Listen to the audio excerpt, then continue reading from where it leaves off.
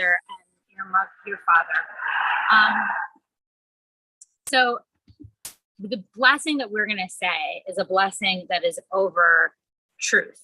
It's over truth in the universe, but more particularly over truth that your dad lived by. So as we say this blessing, I invite you to both think about the symbolism of tearing this ribbon and the tear that you feel in your heart by this loss, but also the truth that will continue to exist in your heart, the truth by which your dad lived, the truth by which your brother lived, and the truth that you'll continue to manifest in this world. So if you would like to, I invite you to rise, but you don't need to. Either you're absolutely your choice. And I'm going to invite you to repeat after me. Baruch atah Adonai, Eloheinu melech haolam, Dayan ha'emet. And now you're just going to tear up on your ribbon.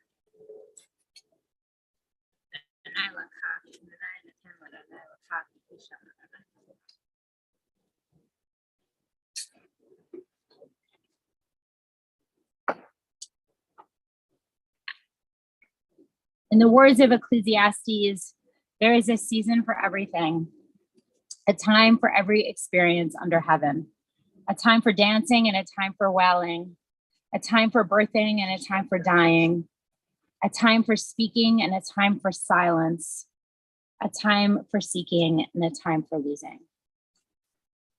We're here today to remember Lawrence Mendelsberg, Larry Mendelsberg. We're here with so many beloved family members and friends. He has a wide network, which is so clear from all of your presence here today. We're also here with his beloved children, Andy and Therese and Scott and Irene, with his sister and brother-in-law, Marlene and Marvin, and with his grandchildren, Drew and Tatum, Peyton, Lauren, Lindsay, and Katie. It's so good to have been loved by so many. And I can see that on all of your faces and your presence here. And I know that there are, when I say here, it's a wider here as well, those who are on the live stream as well. So we're going to share a few Psalms today that will connect Larry's long life with the lives of his ancestors, the lives of the Jewish people of 3,500 years who shared these Psalms in moments of joy and also in moments of distress and in moments of sadness.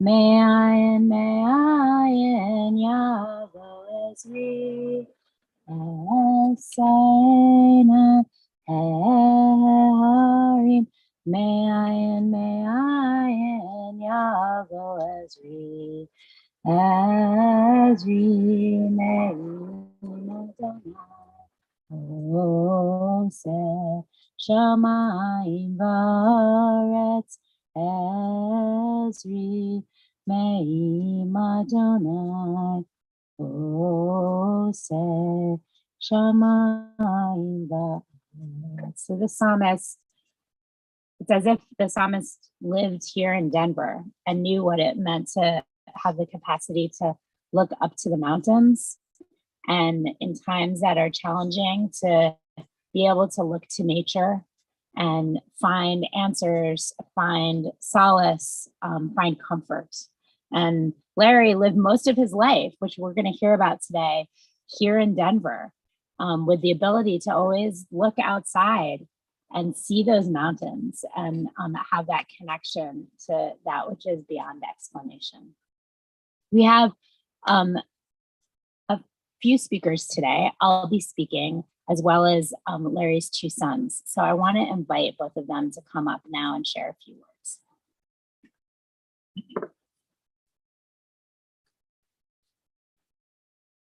Thank you, everybody, for coming. On behalf of my brother and Irene and Therese and our kids and my Aunt Marlene and my Uncle Marvin, Really appreciate you guys all being here today.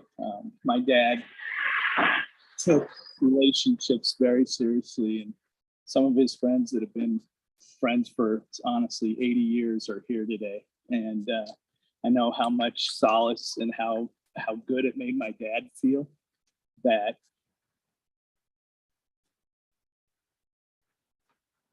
he had all this time for people that tell him that they love him. And I know he'd be really happy today to see all of our friends who love us. And we can't tell you how much we appreciate your support. Thanks so much for coming out.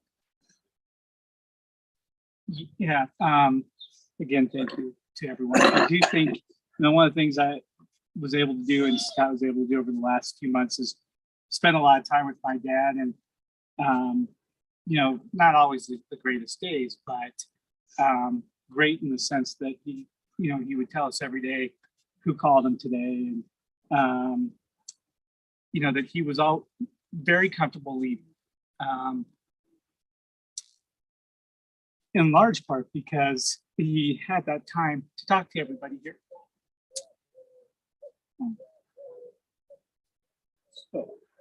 So yeah, I don't think so.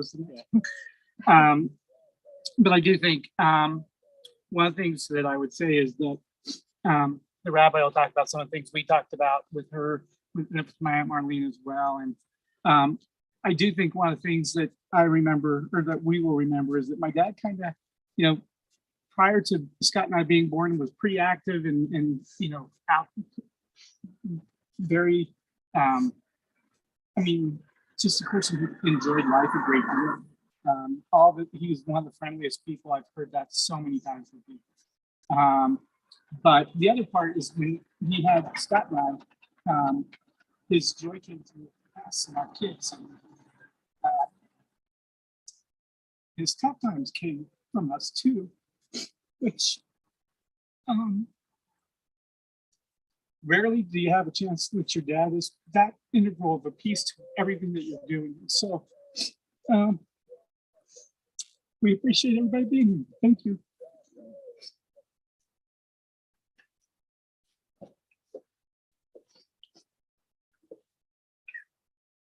Generous, caring, kind, a person with high expectations, dedicated, proud, welcoming, affectionate, loving, stubborn, resilient. Larry Mendelsberg was born in 1937. He was born here in Denver, and he was the older brother of Sister Marlene, who is here today. The family lived on the west side of town. Larry was always very social and had good friends in these early years, some of whom he has had for the last 75 to 80 years. 2 days after Larry's bar mitzvah, the family moved to Albuquerque, where Larry's father was starting a business. Marlene went to the local middle school, which, as she put it, was a bit rough. Larry was concerned that he was going to be playing sports, and that, as Marlene put it, he might lose his sense of calm and cool and lose his temper. And if he was in a rough school, that might actually play out in ways that weren't so good. So he had the sechel, the insight, to bike 10 miles each day in order to go to a different middle school, and he was able to thrive there. He did indeed play sports, football and baseball and soccer and basketball, and he was a southpaw, and he was a very strong athlete. He was an all-star, an all-state in soccer in high school. Marlene, you said that he was a great big brother. He watched over you, and he wouldn't let you go out with any of the other Jewish boys in the high school because he knew what they were really like, and he wanted to protect you. After high school, Larry went to the Navy, where he served as a corpsman for 2 years and was stationed in San Diego. As his son said, he was mostly in training, and he found this to be really challenging because he didn't have the privileges that he noted that the officers who had a deeper level of education were able to have. he would also say that he was the only poor man who never actually made it out to sea because just looking at the water made him seasick. While he was in San Diego, he made connections with his aunt and his uncle and cousins, and he visited and cousins who lived in Los Angeles, and he visited them often. Larry's experience in the Navy made him realize the importance of a good education, and he instilled this value in his kids. He was so proud that his boys both had really strong educations and that they went on to be educators at the top level themselves. After the Navy, Larry attended the University of New Mexico for a year, and then he moved to Denver and brought Marlene with him. He was hopeful that there would be more men for her to possibly date there. He was watching out for his little sister, and he was right. He was even in Marlene and Marvin's wedding. In Denver, Larry began working at Amoco Oil. He worked there for 32 years, and he started at an entry-level position. And then over time, he became a supervisor of special projects, which was a really exciting position. And he became the manager of the geophysical technicians. He enjoyed his job and was well respected. Irene, you shared that you believe he was a really good manager and he was really able to support others. He was always giving Scott guidance on how to lead people. And Bill, you were able to get an internship at Amoco because your uncle was there. And you remembered how everybody on all 16 floors of the company knew Larry. Larry succeeded in working his way up in the company, something that he was very proud of. The company recognized his gifts. After moving to Denver, Larry married Sherry, and they remained married for 7 years. And in that time, they had Scott and Andy. The boys were 3 and 5 when their parents got divorced. Larry wanted custody, but at that time, custody generally did not go to fathers. This really bothered him, but he was always determined to be in the boys' lives in the time that he had with them. When Larry had the kids on Wednesday nights and weekends, they would do all sorts of things together, including spending time with their grandparents. And sometimes the cousins would come over too, which made for wonderful family gatherings. His father loved to take the whole family out to dinner, and this was a trait that Larry inherited in his life, also loving to take the family out. Larry took advantage of the 3 days that he had with his kids, and he spoiled them as much as he could. He was always dedicated to his kids' athletics. He thought that they were just the best. When Scott and Andy fell in love, neither Irene nor Therese was Jewish. Larry didn't miss a beat in being welcoming and loving and making sure that each of you felt that you were fully welcomed into this wonderful family. Therese and Irene remember how he asked Marlene for her help in making sure that both of you felt really comfortable at the holidays and could learn about all of the Jewish customs. Larry was affectionate and a straight shooter. He said what he meant, and that included saying, "I love you" regularly and giving and receiving regular hugs.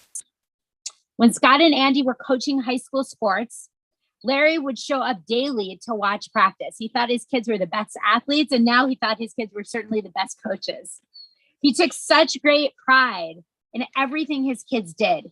He was quietly sentimental, keeping every card they ever sent and every newspaper clipping that featured them. More than anything, Larry loved being with and keeping up on his grandchildren. He loved going to their sporting events and dance recitals. He always knew what was going on with them, and he would ask and make sure that he was always up to date, and they would talk with him on the phone frequently.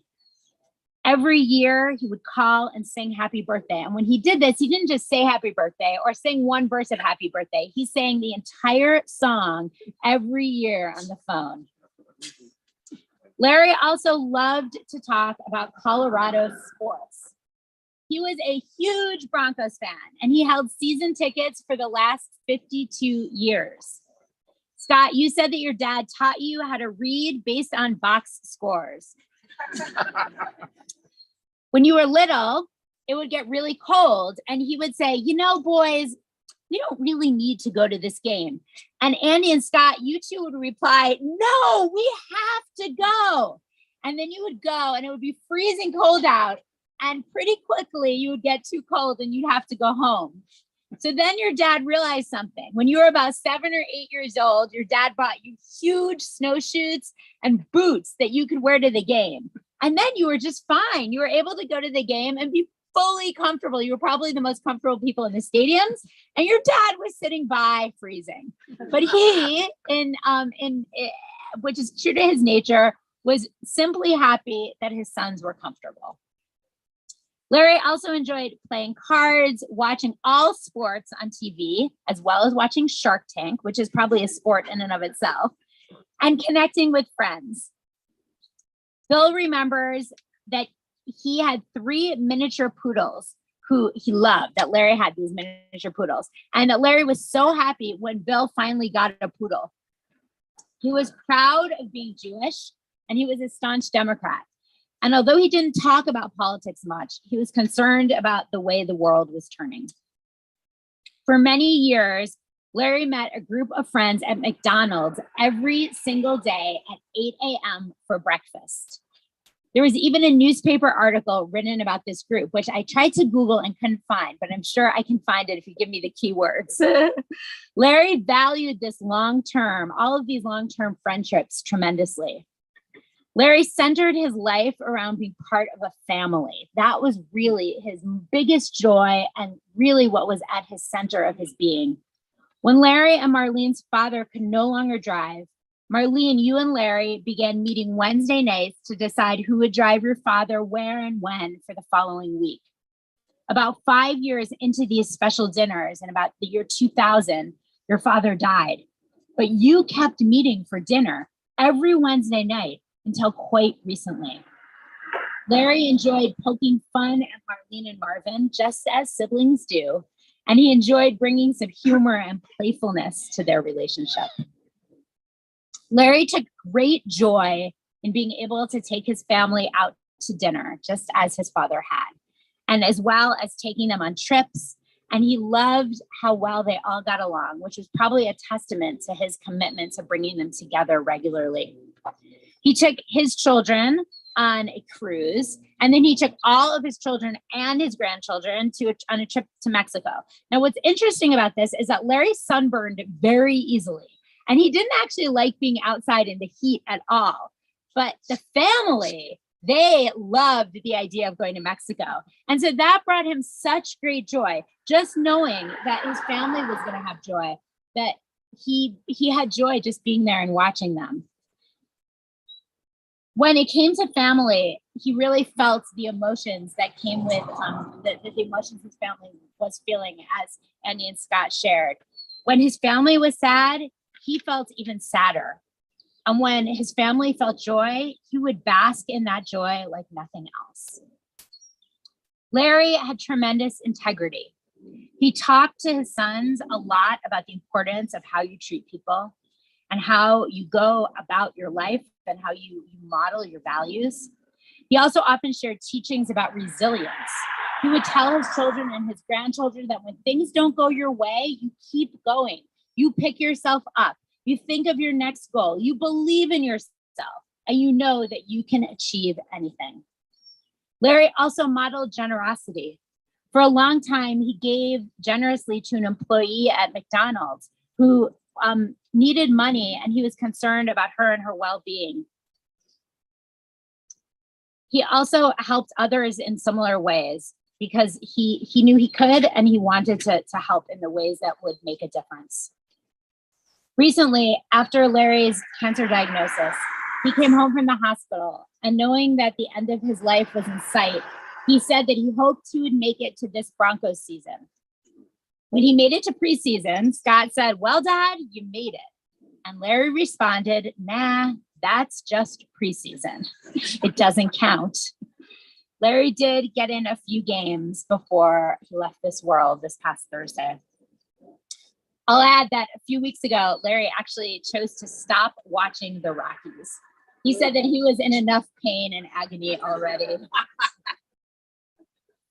In recent weeks, Larry saw and spoke on the phone to many beloved relatives and friends, including a visit from his old friend, Dave Price, who lives in Texas.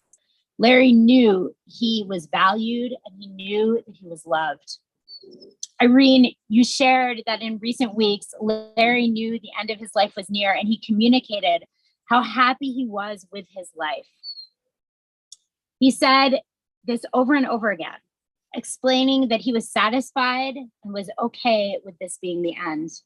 In fact, one of the last things that he said to you included the line, "Well, I was really mad this morning when I woke up not dead." He had a sense of humor till the end.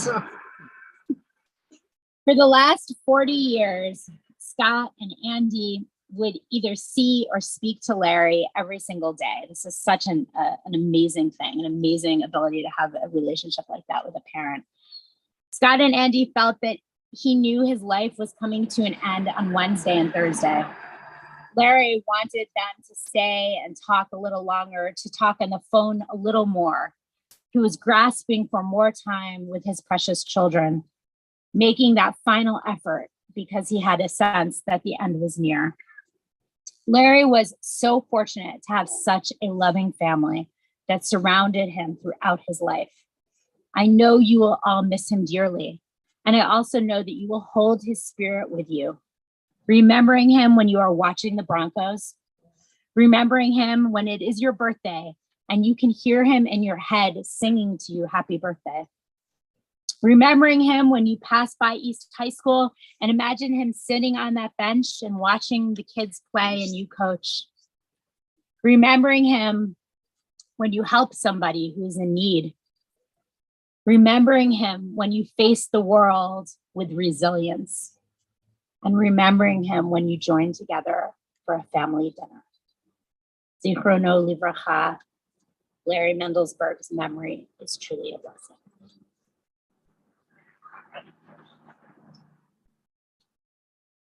So in a moment, we are going to lower the casket. Before we do so, we have a special presentation.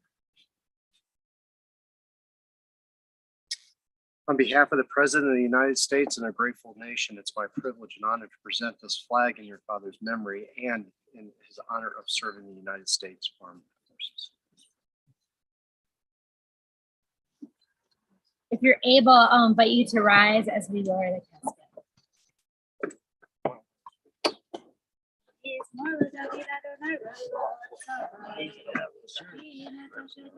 You guys okay?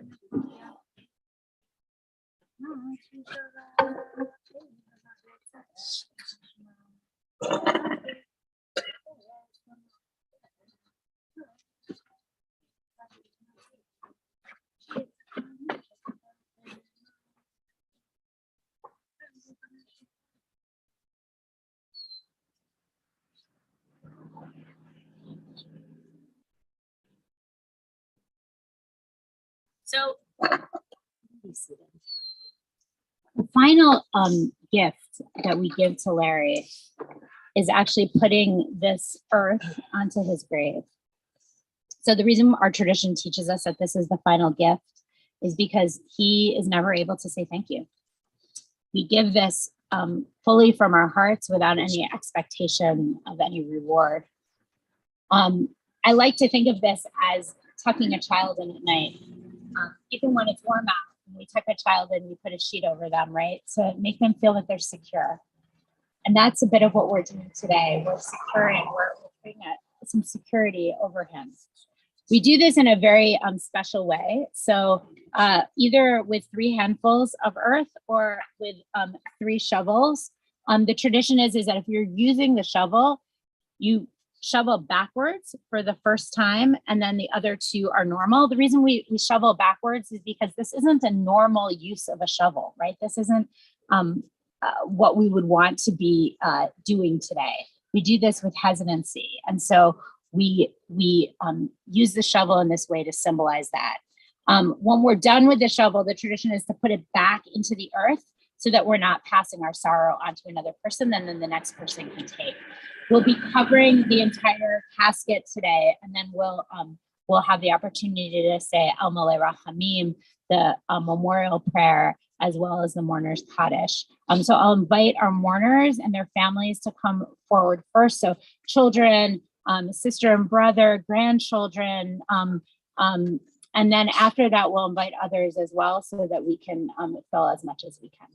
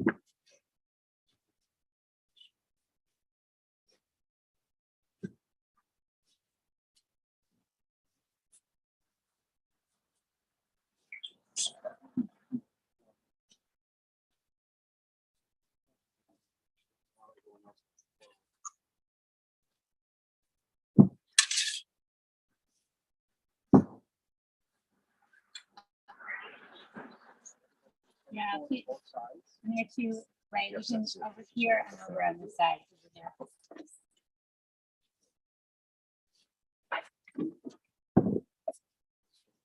Stay here. Right there.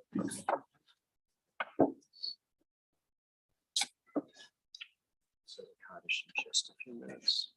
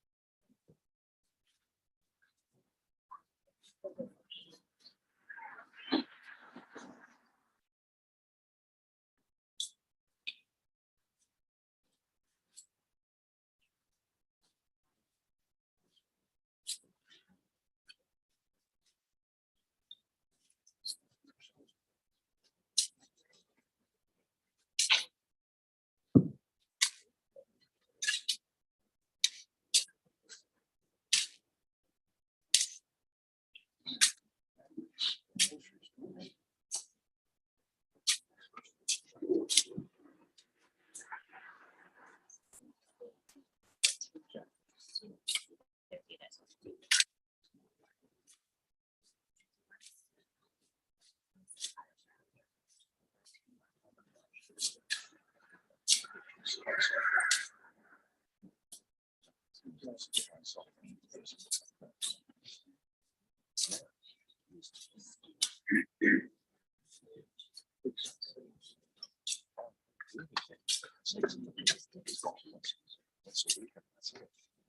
folks have gone and want to do a little bit more, we're just trying to come over and not, it doesn't have to be in threes, it can be as, as many as.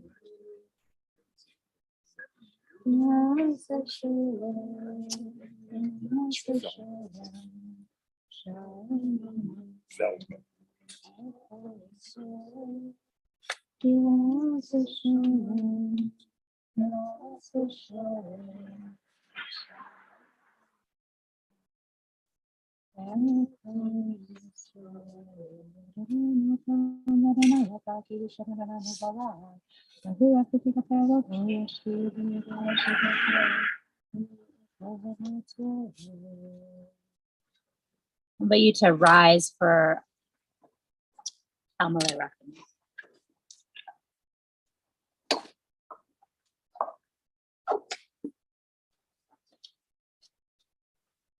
Amalei Rachamim, Shofrim Bamromim, Hametzah.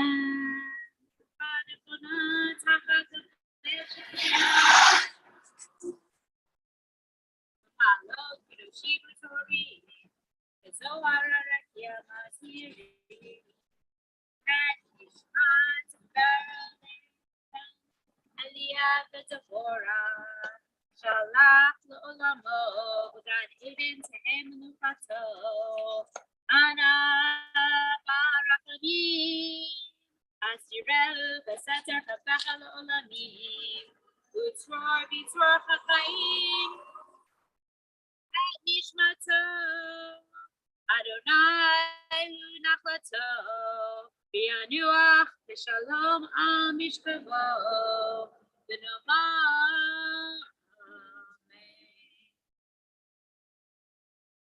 Exalted, compassionate God, grant infinite rest in your sheltering presence among the holy and pure to the soul of Lawrence Mendelsberg, who has gone to his eternal home. Merciful One, we ask that our loved one find perfect peace in your eternal embrace. May his soul be bound up in the bond of life. May he rest in peace, and may his memory be for a blessing. And we say together, Amen. We now turn our attention to our mourners, who will be reciting Mourner's Kaddish for the first time. I believe you have it in front of you, yes. So we recite Kaddish because it's the line, it's the link between this world and the world that comes beyond. And it is the the rhythm of memory for us. It's actually an affirmation of life, and it affirms in many ways the beautiful life that Larry lived. But the rhythm takes us, right? The rhythm is a rhythm that we have learned since childhood, many of us, and it connects to our soul, what it means to affirm life at the same time as feeling a deep loss. And so we invite you to say this, and as we respond, for those who are responding, amen, we elevate the mourners, and we say to you that we are here to support you in this time of sadness and grief. We are here to bring you comfort. Yitzgadol, Yitzgadash, Shmei Rabbah.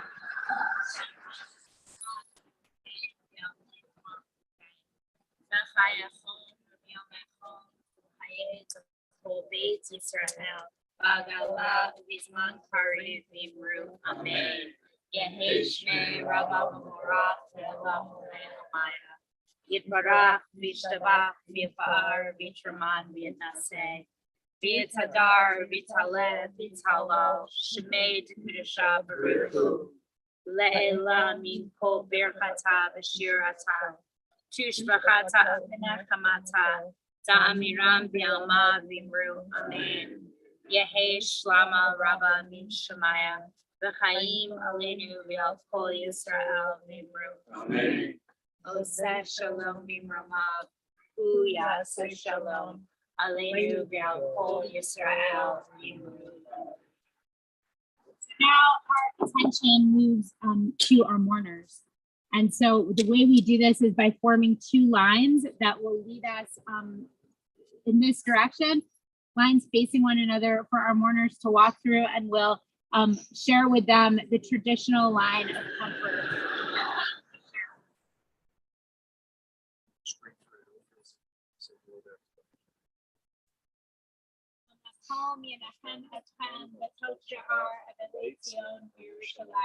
Feel free to repeat after me. Hamakom Yenachem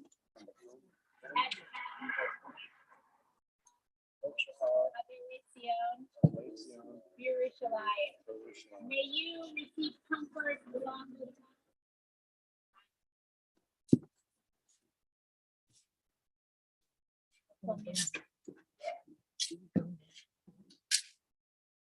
So Shiva will be this evening, beginning at 5 o'clock, from 5 to 8 p.m. There will be a Shiva meeting at 6 o'clock this evening.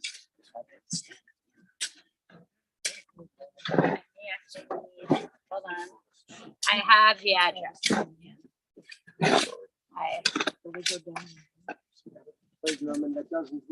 it's going to be at Andy's house on Roslyn. Okay, so let me just. Yeah.